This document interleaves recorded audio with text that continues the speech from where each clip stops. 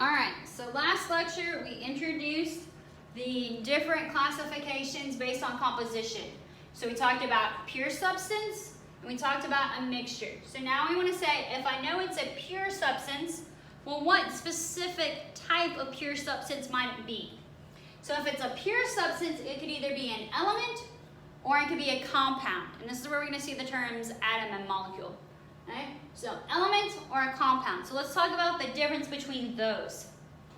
So an element is a substance that cannot be broken down into simpler substances. So an element is a substance that cannot be broken down into simpler substances. A lot of times we want to think about these as the basic building blocks of matter. So I want you to think about these as our Lego pieces. Okay? So if you have a bunch of different types of Legos, you've got the little blocks, you've got the long pieces, you've got those really funky pieces, you've got some that are sloped, that are like trapezoidal. So you have a bunch of different types of Lego pieces. We have a bunch of different elements. We have a whole periodic table of elements, which we'll go into and talk about a little bit later. Okay, so we have a bunch of different types of elements. So we have a bunch of different little Lego blocks. So we can actually take our Legos and you can build something, right? So just like this, we can take our elements, we can combine them, and when we combine them, we make a compound. Okay? So elements, they're going to combine to make compounds. Now, when we talk about particles, and these particles are made up from an element, that's when we use atoms. So atoms are when we're referring to just the particles of a specific element. So these are all the helium atoms. All right, so let's talk about compound. Okay, so a compound, think about this. I took the elements and I combined them together to make a compound. So my compound is going to be composed of molecules that contain two or more different kinds of atoms. Okay, so I take my elements, I put them together, I make a compound. When we talk about the particles of an element, they're atoms. When we talk about the particles of a compound, they're molecules. So atoms come together to make molecules.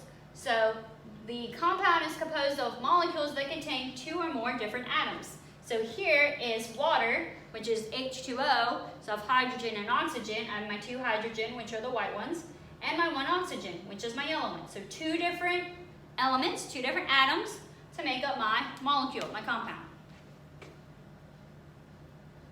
Okay? Now, just like I could take these guys and make a compound, I could take a compound and break it down to get the element. So a compound can be decomposed. I can break it down to make my elements.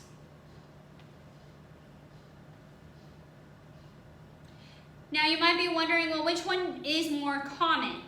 What are most pure substances? So if I were to go out into the world right now, walking around and try to figure out which one do I interact with the most? Do I mainly interact with elements or do I mainly react with compounds? Most pure substances,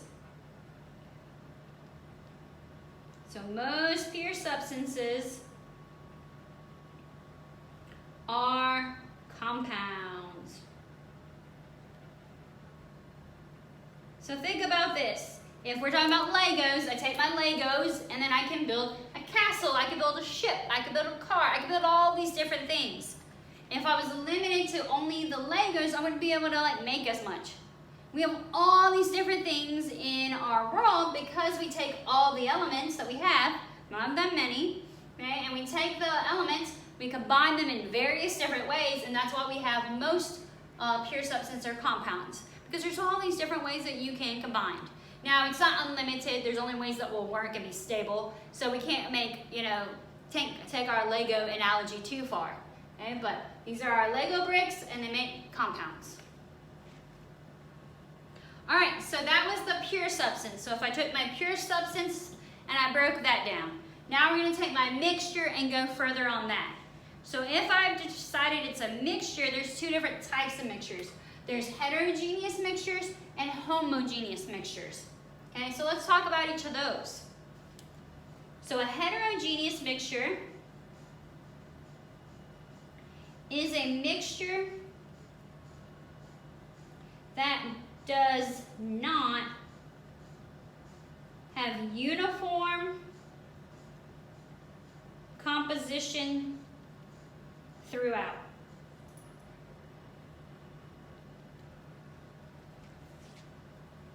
So a mixture that does not have uniform composition throughout. A homogeneous mixture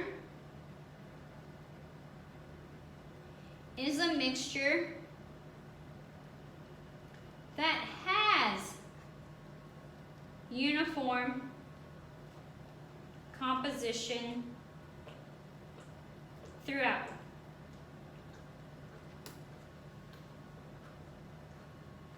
All right, so let's look at our examples. So say I go to the beach, have fun, I take my bucket, and I get some sand, and I get sand and water, okay? Whenever I take my sand and water, what's gonna happen is it's gonna separate because of density. The sand's gonna settle at the bottom, the water's gonna settle at top. So it's not uniform, it's not mixed throughout.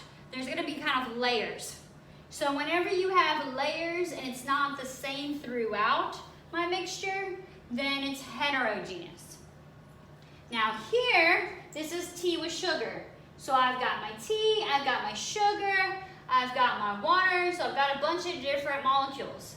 But it's uniform throughout. We don't see any layers. See, here we've got a clear division and separation. Here it's uniform throughout. Now you might say, well, sometimes if you add too much sugar, it's gonna settle at the bottom. That's different because it's not dissolved. So we'll talk about that whole issue in the spring. But we're talking about if I dissolve it in, when it's dissolved, it's uniform throughout. I don't have like the tea sitting on top and the sugar sitting at the bottom, okay? It's mixed throughout. So if it's mixed throughout, it's homogeneous. If there's separation and there's layers, it's heterogeneous, okay? So those are the two different types of mixtures I have. But remember, to be a mixture, you have to have more than one atom or molecule. So here I've got sand and water. Here I've got tea and sugar and water, okay? So we're gonna stop there, and in the next lecture, we're gonna start talking about some laws and what is the atom made out of, okay? So right now we talked about how we could classify all this, but what does this actually look like? And what is the atom? So if I took the element, if I took the atom here, what is this one atom made out of? Why does it look? What makes one element different than another element? So we'll talk about the history, the development of the atom, and then we'll also talk about a few laws that we'll need to know to understand why they behave the way they do and how they combine and those kind of things.